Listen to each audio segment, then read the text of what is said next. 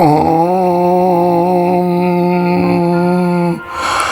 पूर्णमदः पूर्णमिदं पूर्णात् पूर्णमुदच्यते पूर्णस्य पूर्णमादाय पूर्णमेवावशिष्यते।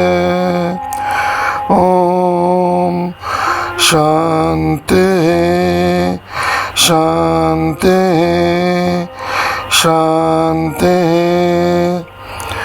वह सच्चिदानंद घन परब्रह्म पुरुषोत्तम सब प्रकार से सदा सर्वदा परिपूर्ण है। यह जगत भी उस परब्रह्म से पूर्ण ही है, क्योंकि यह पूर्ण उस पूर्ण पुरुषोत्तम से ही उत्पन्न हुआ है। इस प्रकार परब्रह्म की पूर्णता से जगत पूर्ण होने पर भी परब्रह्म परिपूर्ण है। उस पूर्ण में से पूर्ण को निकाल लेने पर भी वह पूर्ण ही बचा रहता है, अर्थात यह सब एक ब्रह्म ही है।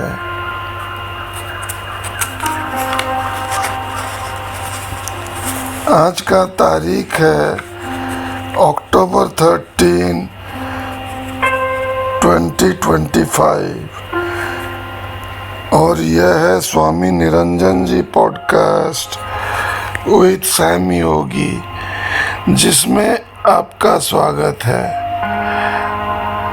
यह है एपिसोड 79 और आज हम चर्चा करेंगे एक नए चैप्टर की, जिसका नाम है ब्रह्म विद्या की महिमा। और ये लिया गया है उसी किताब से, स्वामी निरंजन जी महाराज कृत उपनिषद सिद्धांत एवं वेदांत रत्नावली। यस्य नाहं कृतो भावो बुद्धिर्यस्य न लिप्यते हत्वापि स इमान् लोकान् हन्ति न निबध्यते। गीता 18:17।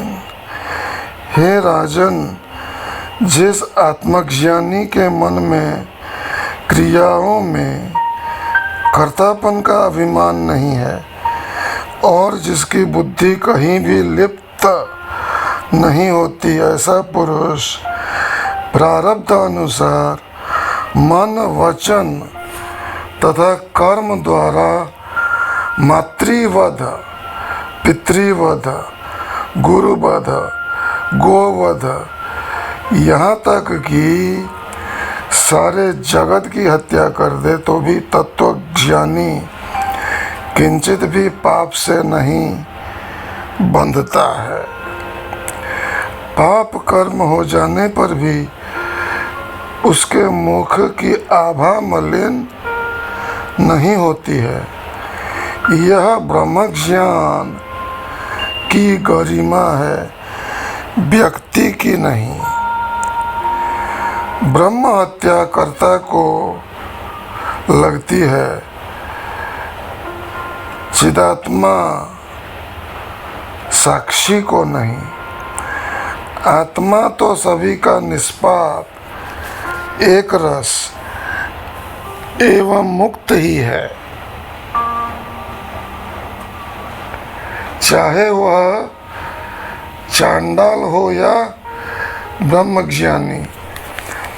भेद इतना ही है कि अज्ञानी देहादिक संघात को मैं करके मानता है एवं उनके गुण धर्म क्रिया को मेरा करके जानने के फल स्वरूप उसे निम्न योनियों एवं नरकादिकों का गमनागमन बना रहता है। इसी कारण कर्तृत्वाभिमानी अज्ञानी के मुख पर ग्लानि आ जाने से उसका तेज क्षीण होकर मुंह काला हो जाता है। भेद इतना ही है कि अज्ञानी देहादिक संघात को मैं करके मानता है एवं उनके गुण धर्म क्रिया को मेरा करके जानने के फल स्वरूप ही उसे निम्न योनियों एवं नरकादिकों का गमनागमन बना रहता है। इसी कारण कर्तृत्वाभिमानी अज्ञानी के मुख पर ग्लानि आ जाने से उसका तेज क्षीण होकर मुंह काला हो जाता है।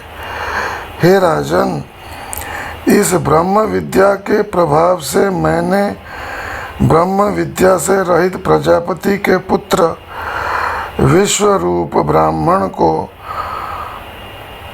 वज्र से मार डाला। कितने ही आत्मज्ञान से विमुख सन्यासियों को, जो केवल कर्म कांड में ही रत थे और आत्मज्ञान का उपहास करते थे, उन सन्यासियों की हत्या कर उनका मांस कुत्तों के सम्मुख डाल उन्हें खिलवा दिया। फिर भी आत्मज्ञान के प्रभाव से मेरा किंचित भी अहित नहीं हुआ। मेरे द्वारा मारे गए सन्यासी बाद में व्यास एवं नारदादि ऋषियों की संतति में उत्पन्न हो ब्रह्मात्म एकता बोध को प्राप्त हो मुक्त हो पाए।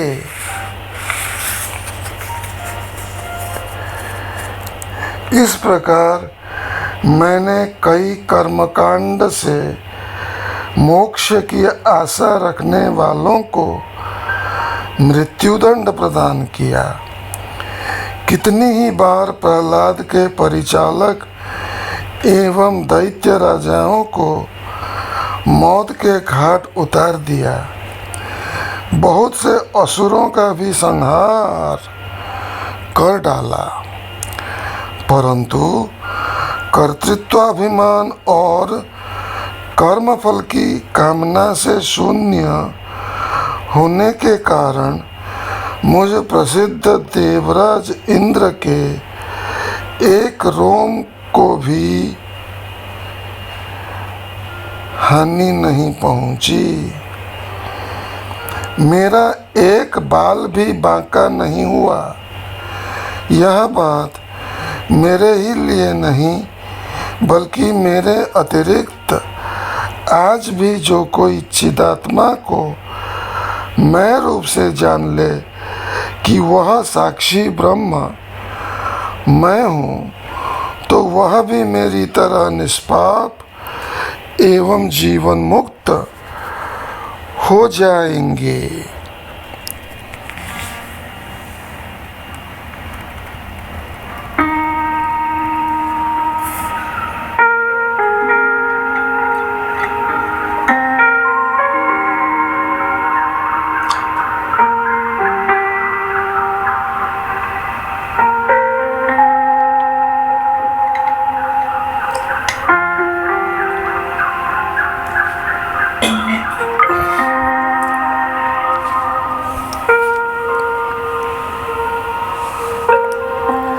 यह कथन अहंकार से अथवा शून्य ब्रह्मज्ञानी की महत्ता बतलाने के लिए है,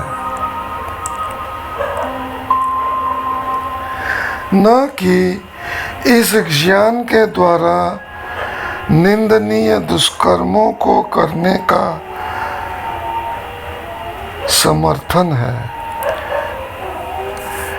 यह कथन अहंकार से शून्य ब्रह्मज्ञानी की महत्ता बतलाने के लिए है, न कि इस ज्ञान के द्वारा निंदनीय दुष्कर्मों को करने का समर्थन है।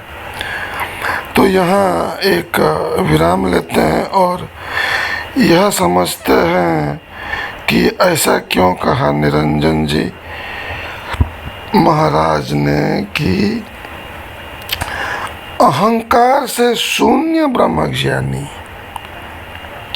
अधिकतर आप ज्ञानियों को देखेंगे तो जान पाएंगे कि ब्रह्मज्ञानी जितना ज़्यादा ज्ञान होता है उतना ही अहंकारी होता है।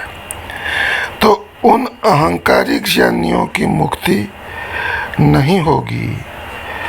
जो ब्रह्मज्ञान के बाद अहंकार शून्य हो जाता है, निरहंकारी होता है, वही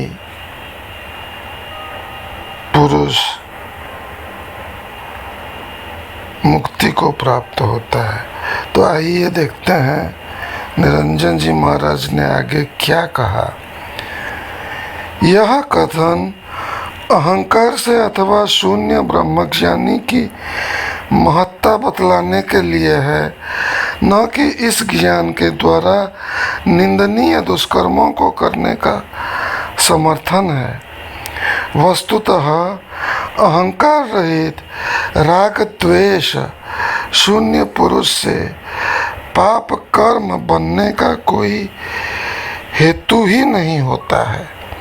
ब्रह्मवेत्ता पुण्य और पाप से उसी प्रकार पृथक होता है जैसे रथ से यात्रा करने वाला पुरुष रथ को दौड़ता हुआ रथ के दोनों चक्कों को देखता है और रथ चक्रों का भूमि से जो संयोग वियोग होता है वह उस दृष्टा को नहीं होता।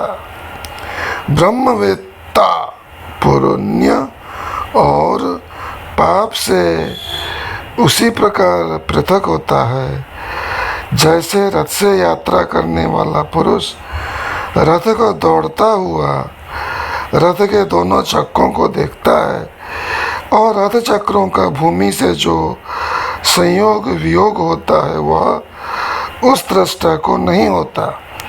इसी प्रकार रात दिन पुण्य और पाप तथा समस्त द्वंद्वों को देखता है, किंतु दृष्टा होने के कारण ही उसका इन समस्त द्वंद्वों से कोई संबंध नहीं होता है। जो उसके प्रिय आज्ञाकारी सेव भावी भक्त होते हैं, जो उसके प्रिय आज्ञाकारी सेवा भावी व्यक्ति भक्त होते हैं, वे तो उस तत्वज्ञानी महापुरुष के पुण्य को भोगते हैं और जो उनसे द्वेष करने वाले होते हैं वे दुष्टजन उस ब्रह्मवेत्ता के द्वारा प्रारब्ध बल से होने वाले पाप कर्मों का फल भोगते हैं। उपदेश सहस्री में तत्ववेत्ता के लिए पारलौकिक भय का अभाव बताया है। उसे मृत्यु का भय भी नहीं है। उसके लिए ब्रह्मा विष्णु शंकर तथा इंद्रादि ऐश्वर्यशाली देवता भी शोचनीय हैं। तत्ववेत्ता के प्राण अज्ञानी की तरह शरीर से निकलकर किसी अन्य लोक विशेष में नहीं जाते हैं, बल्कि यही अपने कारण में लय को प्राप्त हो जाते हैं। इस प्रकार देवराज इंद्र ने काशीराज प्रतरदन को आत्मज्ञान की महिमा सुनाकर आत्मज्ञान प्राप्त करने के लिए प्रेरित किया। तो आज का प्रवचन यहीं समाप्त करते हैं। अगले प्रवचन में इस ब्रह्म विद्या की महिमा को आगे ले जाएंगे और इन बातों पर चर्चा करेंगे कि ब्रह्मा विद्या का अधिकारी कौन है और ब्रह्म विद्या कब होती है। ओम शांति शांति शांति।